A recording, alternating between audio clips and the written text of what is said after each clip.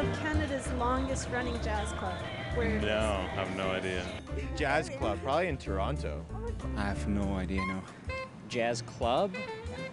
I have no idea. Is it the Yardbird Suite? Yeah. Oh my god. Do you guys listen to jazz? Yeah, I do actually. Yeah, I love jazz.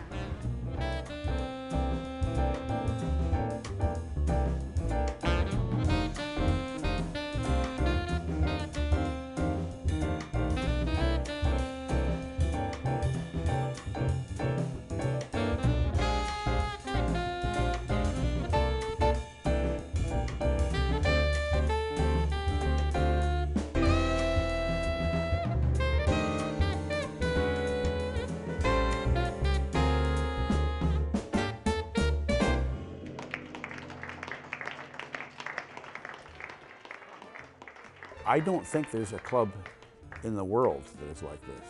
My name's Tommy Banks, and this is the Yardbird Suite.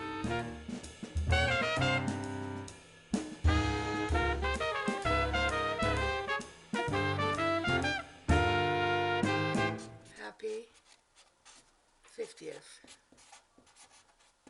Yardbird.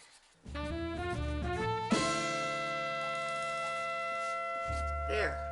What had been popular music, the hit parade as it was called then, beginning in the 1930s and lasting until into the 1950s,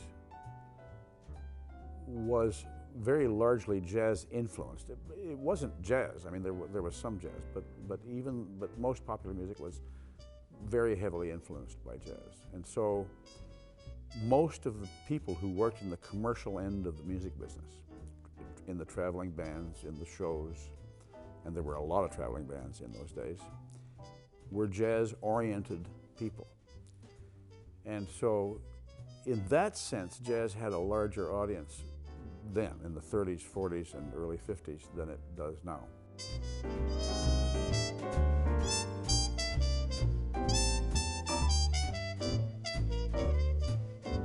You know, I was a 10-year-old kid when I started to hear a lot about this Yardbird Suite stuff. So over the years, pretty much the only place to listen to jazz, out-of-town jazz, and guys from around the Canadian scene, the Edmonton scene, was the Yardbird Suites as it developed and as it moved to new locations. It was started as a result of Terry Hawkeye and a bunch of musicians who were looking for a place to play after their commercial gigs.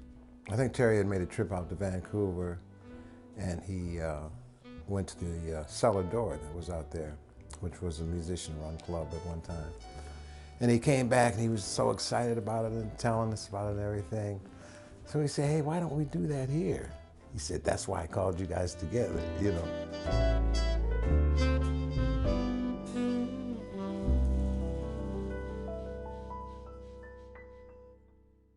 The people who established the Yardbird Suite, it was Terry Hawkeye's idea. He was a drummer and in Ron Repka's big band. And he convinced a number of his colleagues in that band. The people who started the Yardbird Suite were Terry Hawkeye and Ron Repka and Ray Magus and Zen Magus and Gary Nelson. Oh, and Ken Chaney. He was the pianist in Ron Repka's band and also played the saxophone.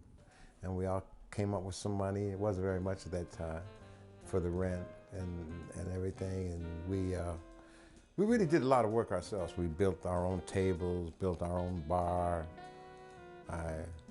We all begged our mothers out of couches because we had a lot of couches. The atmosphere that they were able to create, it was club-like and homey, and at the same time, it was very professional. They had no idea how popular it would immediately become. It kind of took off better than we even imagined. You know, people started coming, and every weekend we seemed to have a crowd down there. It was always, in its first incarnation, and it is today, a concert venue as well as a club. So people sit in sofas or at tables, but when the music plays, they listen. That's probably the one thing that has separated the Yardbird Suite most from any other jazz venue that I've ever been in. There used to be jam sessions going on at the Yardbird Suite in this smoky, dark, very romantic, interesting little club that just musicians and their friends used to go to. And the music, of course, was great. We used this as the proving ground and the learning ground. I mean, when you're sitting in the middle of a whole bunch of players, many of whom, if not all of whom, are a lot better than you are, that's a really valuable experience.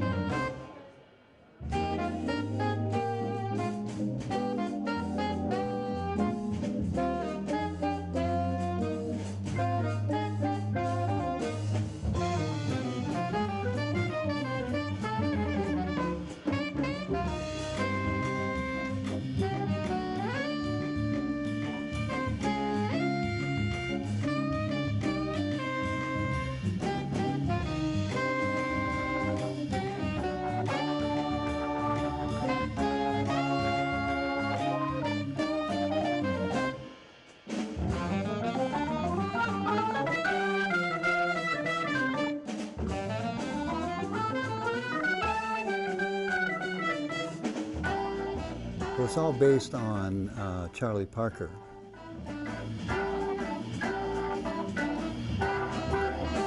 Charlie Parker was traveling through the States on a bus on a particular jazz tour, and they hit a chicken, and so from there he got the name Yardbird, and we took that name for the name of the club when it was started in 1957.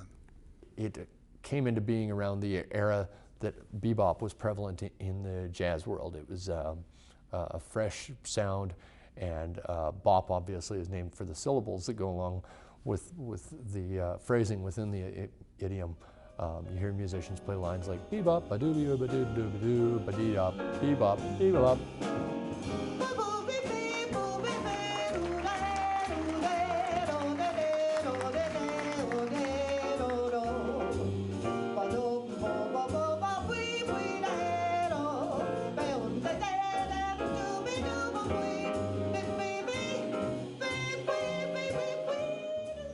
They don't ever have their worst gig at the Yardbird Suite. They might have their best, because the minimum performance here is always of the creative. You know, it's a very demanding but a very tolerant audience that comes, and the artists know that it's a place to play art and not have to worry about the commercial aspect as much.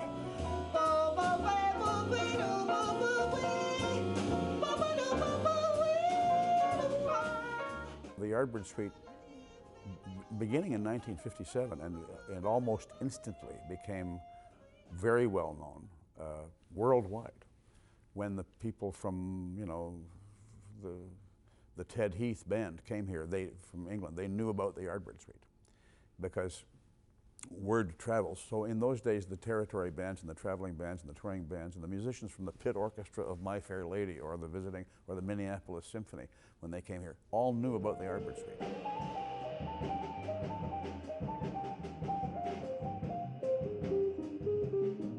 It's the one place where you can count on hearing jazz throughout the year. This club is unique because it has always been the case in this club from day one that the audience understood, or were made to understand, that they didn't come here to talk and yell and drink and have a good time. The audiences in Edmonton listen to the music, and they show respect by not laughing and screaming and talking intrusively during the performances. So musicians love playing here. It constitutes a sort of home as well as head office for jazz musicians in Edmonton.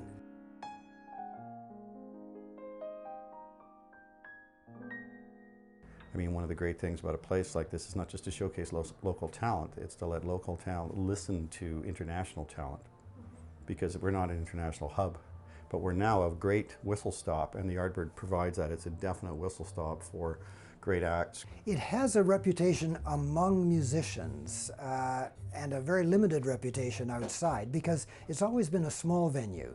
So the way it was able to spread was really mostly word of mouth, and that's mostly among musicians. I remember when Joni Mitchell played at the Yardbird Suite in the very early days. You know, she was a student in Calgary at the time, I think. And there aren't very many well-known jazz musicians in Canada who haven't played here. Edmonton should be very proud of this place.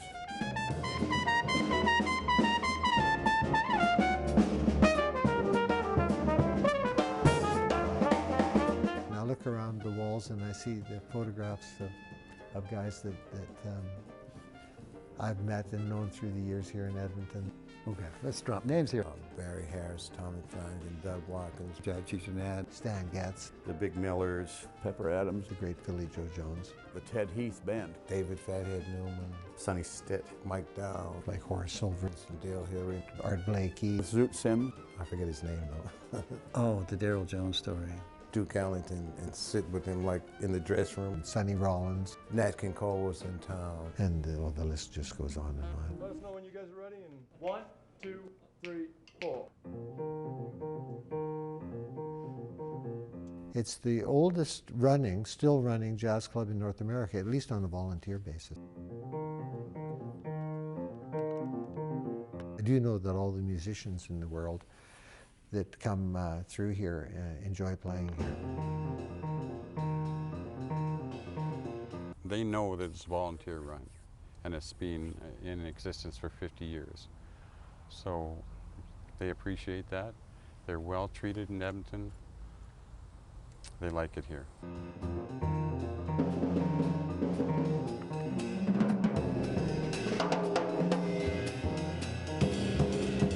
This is a real jazz city. A lot of musicians who are Edmontonians, this is their base.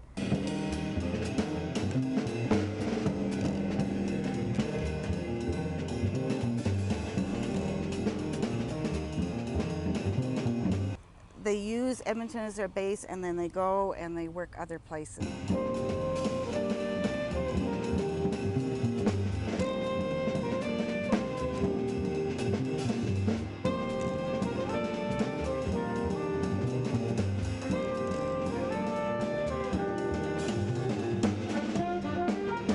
They work in New York, or they work in Europe, or they work in Montreal, but they always come back to Edmonton. And that, to me, gives us a real richness of culture here in the city that you won't get in many, many cities.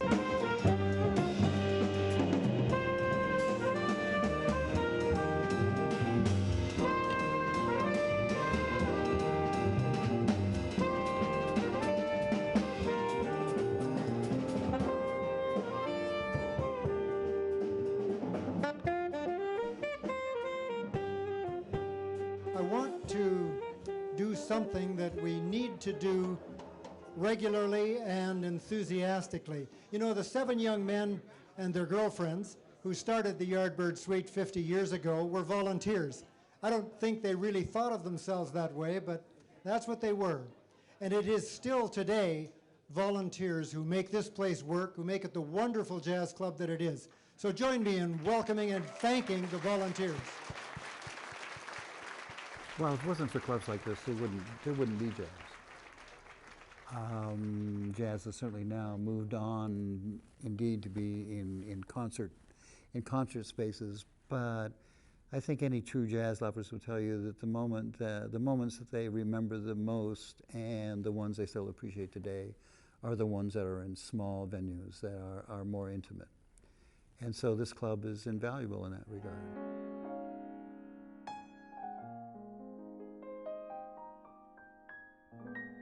The Little Birds Big Band is a program run through the Yardbird Suite for as sort of an elite high school all-star jazz band that my brother was involved in. He's a very good trumpet player, and he was involved in that. I came down here and saw him one night and thought, this stuff's really neat. So came down here a couple more weekends to see other acts and decided this is what I want to do for a living.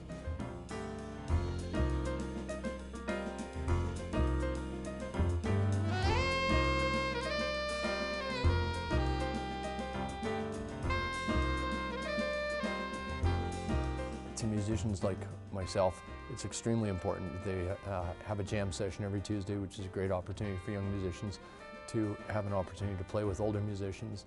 They run the Little Birds program, which myself and several other musicians in Edmonton came up through. And I'm really glad that one of my, I guess he's my grandnephew, one of my sister's sons is now one of the little Yardbirds here. Oh. Right. So I think that's part of my legacy, you know.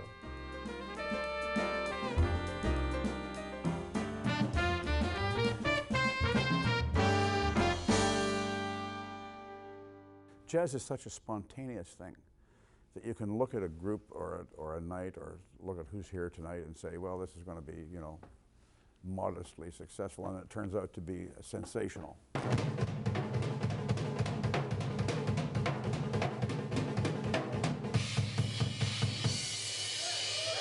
There's an aspect of playing jazz music in a club, in a music club where the acoustics and the piano are good, and you're with your friends in a relaxed situation where I think jazz music has the potential to be at its highest level. When you're playing in a club where you feel comfortable, it's very important that you be in the zone to play jazz music to the level that one aspires to. Every concert, every session, every set of every concert is memorable in its way, because it will never happen again. That's the only time it's ever going to happen. It never happened exactly like that before, and it will never happen exactly like that again.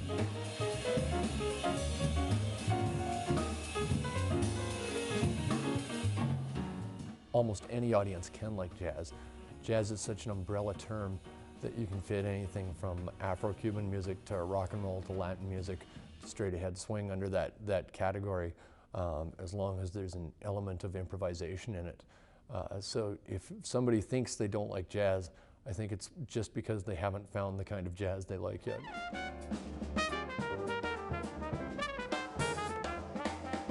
When Western music began, this or this were the only two acceptable harmonies. Right. You couldn't do this. That was regarded as, ah! This was not okay. Only this, because of its purity. Or this. That's all. No other harmony was okay. If you listen to Gregorian chant, there's only perfect fourths and perfect fifths. Right. No other note could get in there because it destroyed the purity of it. No, we've come a long way since then.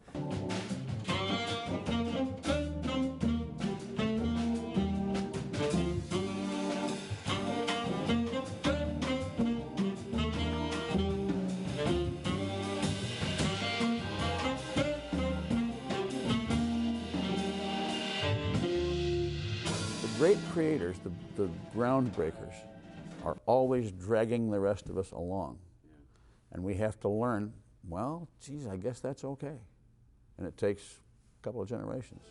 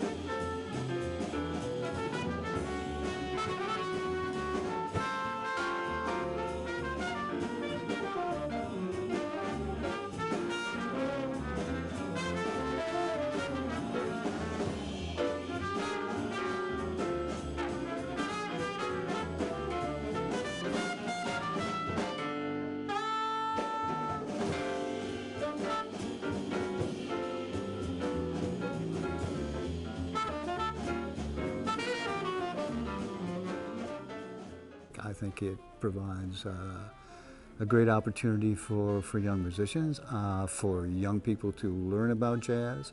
I think it's a very important part of the community. And so I see us being here forever. It's a lovely room to play in. Most jazz clubs that are not privately owned are not this nice. I would like to see it reach more of a mainstream audience, and I think it does a very good job of doing that already. In a club like the Yardbird Suite, where everything is more relaxed and one feels more at home, and the potential for great jazz moments, of course, are far greater.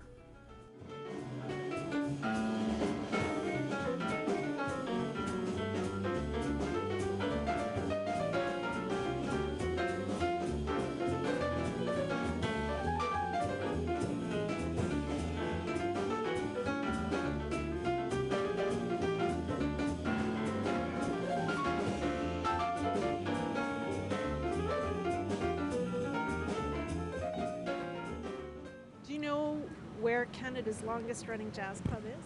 The Yardbird? Yes. Have you ever been to the Yardbird Suite? Yeah, I went actually my first time last Tuesday for open stage. For the jam session? For the jam session, yeah.